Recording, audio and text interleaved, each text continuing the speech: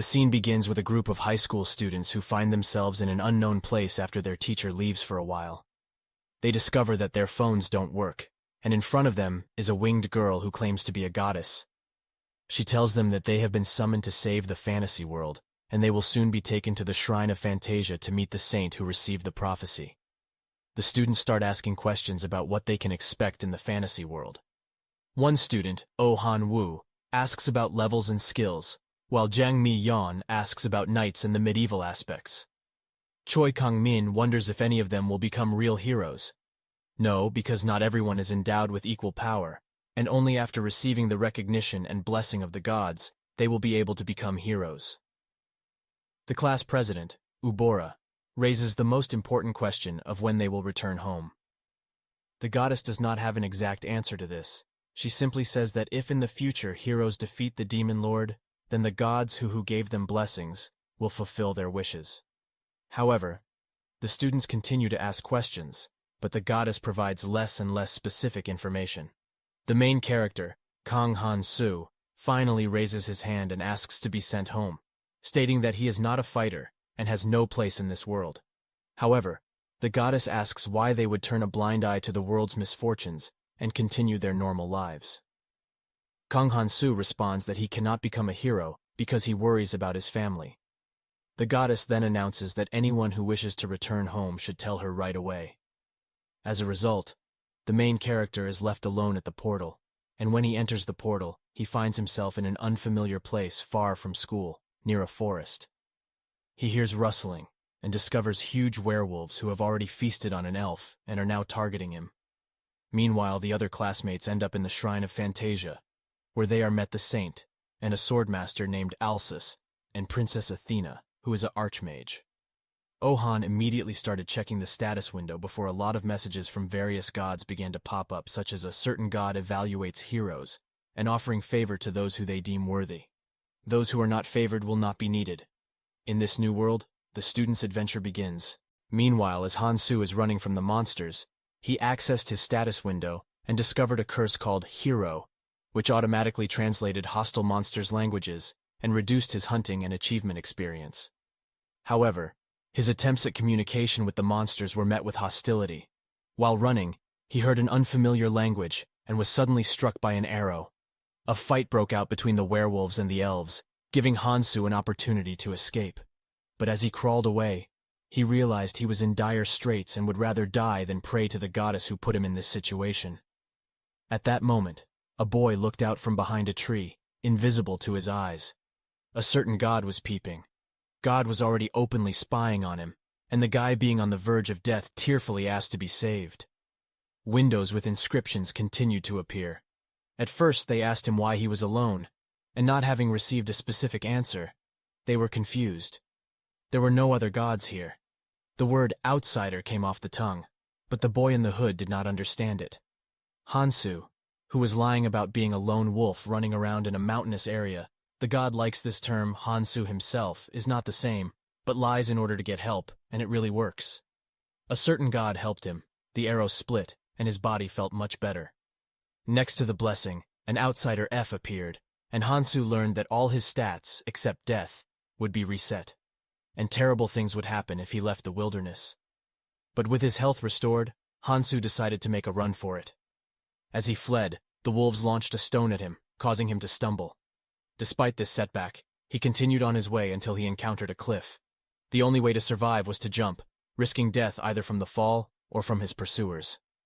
Desperate, Hansu turned to the monsters and offered them something new. He promised to give his most delicious body parts to whoever caught him first. Immediately, all the werewolves rushed towards him, ready to tear him apart.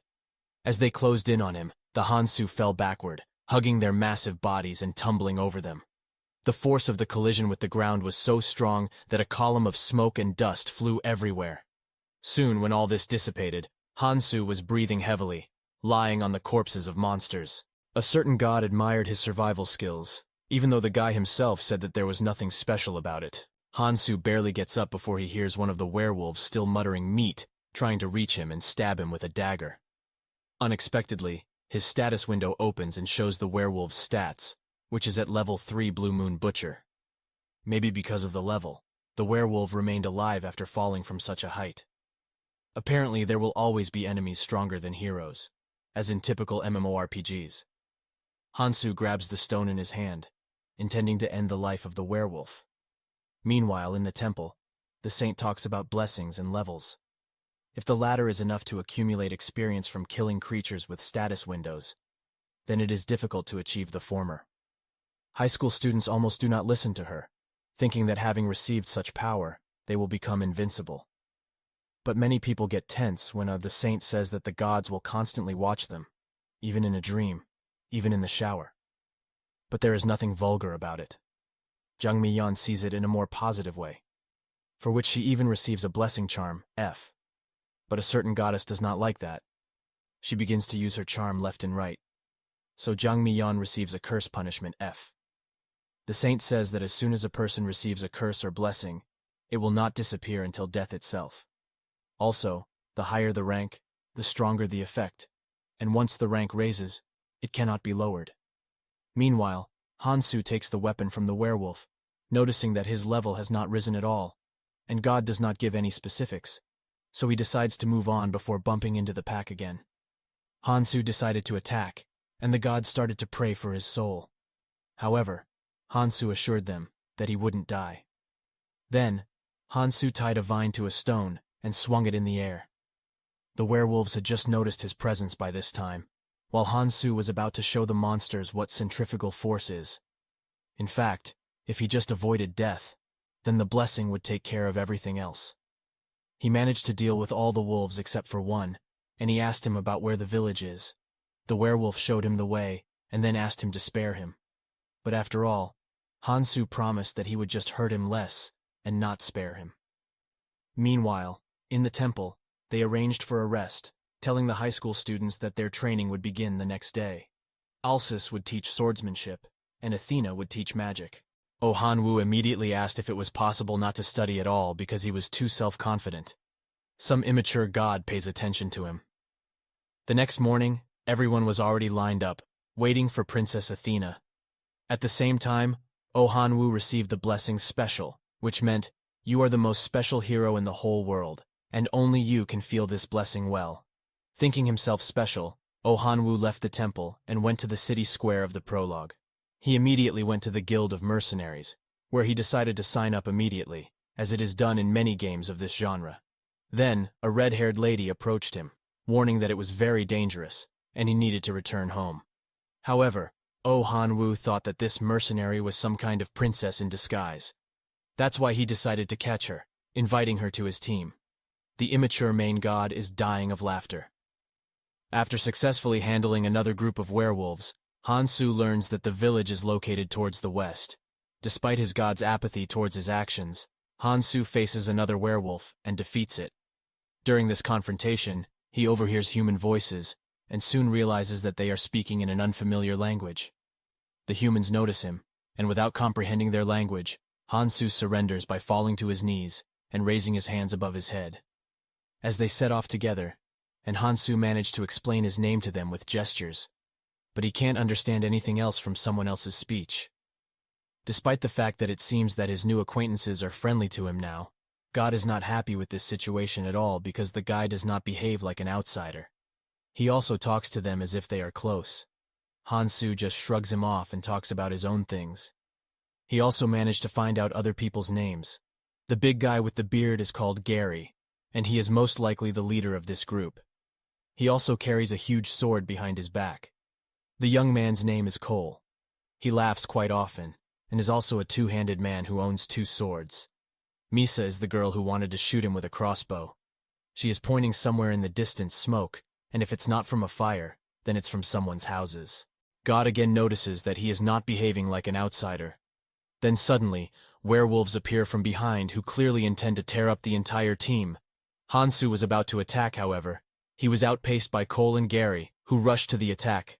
Bad or good, everyone starts to protect him, and even he managed to save Misa from strong jaws during one of the attacks. It seemed that an easy victory was at hand. But for some reason, the group is not particularly happy about it. Despite the protection provided to her, the girl directs her crossbow directly into Hansu's chest and shoots where the heart is. The world disappears before his eyes. The men and the girl are talking about how they considered the kid dangerous, especially when he took out a dagger. But now he can't even be sold into slavery, so they'll just have to sell everything he has. Misa reports that she did not hit the heart, so Cole needs to be more careful. Cole raises one of his swords, ready to deliver the last blow, but abruptly freezes when Hansu's status window pops up in front of him. There are only two reasons for this phenomenon. Either Hansu shared it himself, or he has a special blessing. It is logical that, under such circumstances, the target should be alive. Hansu rises with a sharp movement and cuts the swordsman's throat. In the same way, he kills Gary, however. He is shot again by Misa, but that doesn't stop him as he kills Misa despite her begging for forgiveness. Then he takes off her uniform and puts it on himself while God laughs and says that he respects Hansu's weird hobby, to which he replies that it's not a hobby. It was just the only armor that suited him. Afterwards, he manages to see Misa's status window. She also had a blessing, but the girl was not a hero. Apparently this was a very common phenomenon. Hansu decides to continue on to the village. The good thing is that the dead carried a bag of coins with them. Meanwhile, magic training is taking place in the temple. Athena claims that talent is really important in magic, which is determined by pedigree and acquired academic connections. However, she also says that it is still possible for a person who has neither one nor the other to become a magician. Since Yubora asked this question, the princess decides to make her her first student and asks her to take an oath using magic. Due to the fact that they have made such a connection, Yubora gets a blessing of rank C. If you don't have parents or a teacher with the blessing of magic, then you won't be able to become a wizard. The lesson continues with the princess using ordinary magic, which is called white magic. There is also black magic that she used without a blessing or talent, which burned her hands. If someone wants to achieve it, then they will have to use their body as fuel. Meanwhile, Hansu gets to the village. Fortunately, he manages to reach the tavern by bribing the guard and enters an inn where he takes a shower. As he is taking a shower, he hears someone talking, which he is able to understand judging by his curse. This is a representative of a hostile race. Hansu gets dressed and grabs his dagger, but he decides to open the door and hide the weapon since he wants a meaningful conversation. A man, who appeared ordinary, introduced himself as the village chief. He checked in after hearing that there was someone who didn't understand their language. The man could also see Hansu's status and advised him to hide it, surprising Hansu. The chief thought Hansu was an elf, but was wrong. The village had been invaded by werewolves who lost their home to greedy fairies, causing many to lose their families. The village was a fort built by those seeking revenge. A certain god, for some reason, looks very upset. The man asks his last question, why didn't the paralytic drug affect the boy hearing this? Hansu immediately grabs his dagger, pressing the blade to someone else's throat with a sharp movement, but his hand cramps it is useless to resist. Hansu finds himself tied up in an underground basement where the village chief is angry at the elves who are tied up by their legs to the ceiling. He then asks Hansu to look at his status window, in which his name is Crimson, and not only does he have the blessing of madness, but also the curse of elves. The curse says that the village chief has become their enemy, and his lifespan has been shortened. That's why it becomes more difficult to kill the enemy, especially since he is a black magician, and in order to prolong his life, he needs to sacrifice someone. So he decided to sacrifice Hansu, and promises him to sacrifice him without any pain. Hansu calls out to the village chief, to which he responds with pleasure, rejoicing that Hansu does not start begging for his life. While the village chief is distracted by whipping the still-living elves in bags to death, his actions are completely immoral. So, Hansu decides to take him by trickery. He talks about how he understands what it's like to walk down a path that no one can recognize.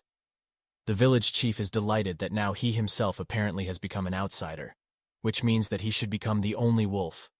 Actually, that's right. The lunatic still wants to kill him. However, after that, for some reason, the village chief becomes more supportive of him and chooses some elf whom he throws off with chains on a circle for sacrifices.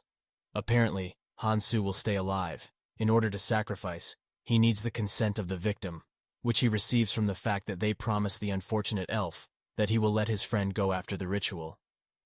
Hansu realizes that for some reason, the village chief is not getting any younger, to which he receives an answer that the village chief in front of him is not a person at all. He says that when he was human, because of the curse, he immediately became sick and old.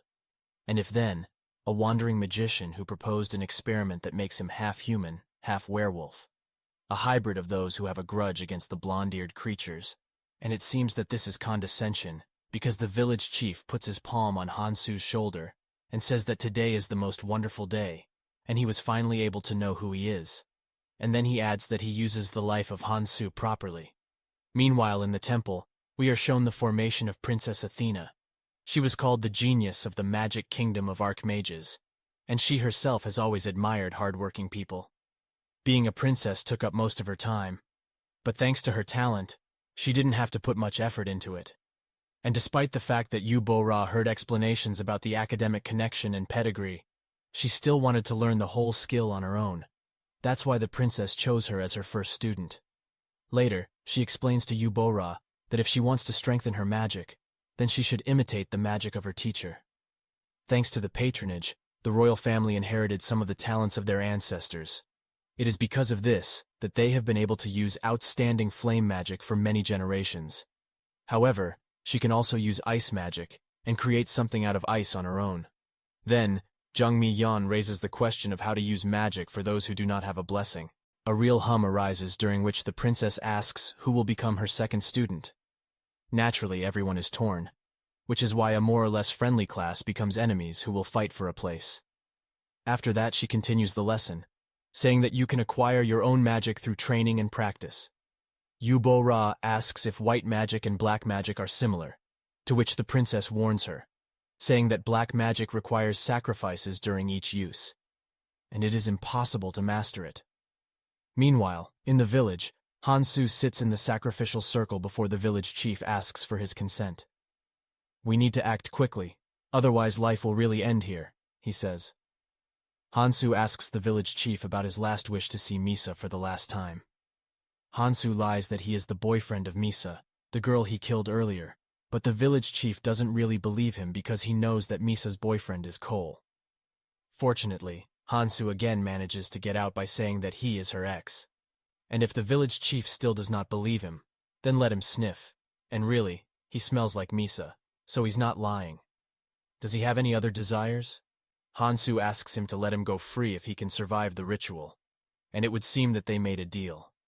But the village chief is so evil that he takes it as consent, which means that he can start the sacrifice. During the ritual, Hansu's entire body hurts, but due to his outsider's blessing, he manages to break free from the ropes and strike the village chief in the face. The village chief is shocked that Hansu not only managed to deceive him, but also survived the ritual. The outsider's blessing removed all the effects and even restored his shortened lifespan. But now the village chief has to fulfill his part of the deal. Hansu grabs a dagger and examines the bound elves. He frees the blue-haired elf and throws her over his shoulder, rushing to the door while the village chief is still surprised.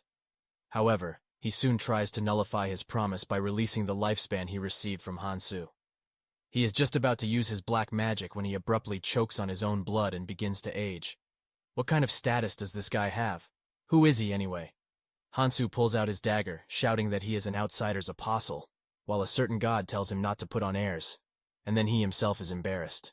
Hansu thoughts if he kills the village chief who is level 13, he might finally be able to raise his level.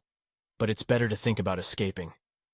Just as Hansu turns around, he hears the words about revenge, and the village chief's human body dies. Then the werewolf's head comes out. The village chief rushes at him, inflicting, as it seemed to him, a fatal blow to Hansu's chest and heart area. However, Hansu recovers quickly with the help of his outsider's blessing, and manages to kill him with the help of the blue-haired girl who grabs the village chief's leg and blocks his way with her shackles. Before his death, the werewolf only plaintively apologizes to his daughter for not being able to take revenge.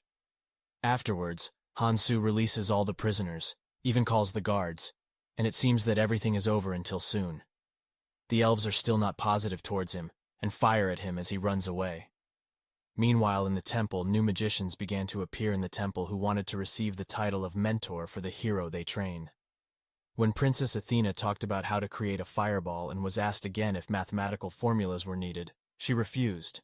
However, other archmages who pulled up refuted her answer, saying that it is important to know all sorts of factors that can somehow affect the outcome of events and magic itself. Meanwhile, we are shown a village where Esopresso, the servant of the elf princess, is being treated. She and everyone else also escape from the village chief's grasp after being rescued. Her friend comes to her and says that they have lost track of the boy. It turns out that they attacked him because of a dagger with a royal emblem, which makes the maid very angry. She even calls all people ordinary animals. The blue-haired elf whom Hansu saved comes into the room. Her name is Celebliss. She is a councilwoman, and she also possesses the royal blood flow because of her eternal life. She became the elder's toy and stayed in the basement the longest. On the contrary, she is even grateful to the person for saving them. However, the maid still does not trust Hansu and says that he might be after her eternal life. But Celebliss informs her that if Hansu used a breach of contact, if it is terminated, everyone should pay the same price. However, the village chief underestimated the life force of Hansu and self-destructed, saying he does not need her eternal life force, and leaves the room, saying she'll find him. As she left, it is shown that a certain god was spying and listening to everything, and immediately returns to Hansu and asks if he's alive, which he is. However, he's stuck in the foliage of a tree. Meanwhile, Prince Alsus leads the students who want to learn swordsmanship to the banquet hall, where there is a huge table with drinks and treats. However, he is not very happy with the fact that the guys think of swordsmanship only as some kind of ignorant fight. So he asks the captain of the knights to arrange a sparring that takes place between him and Alsus. The first match resulted in Alsus's defeat as he was holding back. Then, after being treated, he asks the knight commander to use all his might, as he will show what true swordsmanship is. Then both of them fill their swords with mana, and face off in a duel in which the knight commander's sword simply breaks in half, resulting in Alsus's victory. Then Alsus tells the students that the power to cut through the opponent in one strike is swordsmanship. Meanwhile, Hansu was killing more werewolves. He noticed that it had become easier to kill them, and his body seemed to have become more nimble than before. He thought that his level might have gone up, but it didn't. He was still level 1. Then, he offered to negotiate with the surviving werewolf. That if he tells him how the werewolves used their swordsmanship like the village chief, Hansu would give him elven meat. The werewolf agreed, and answered that they ate lots of meat to gain power. However, Hansu didn't understand the power of meat, so he decided to explore the werewolf's ecosystem for his smooth revenge.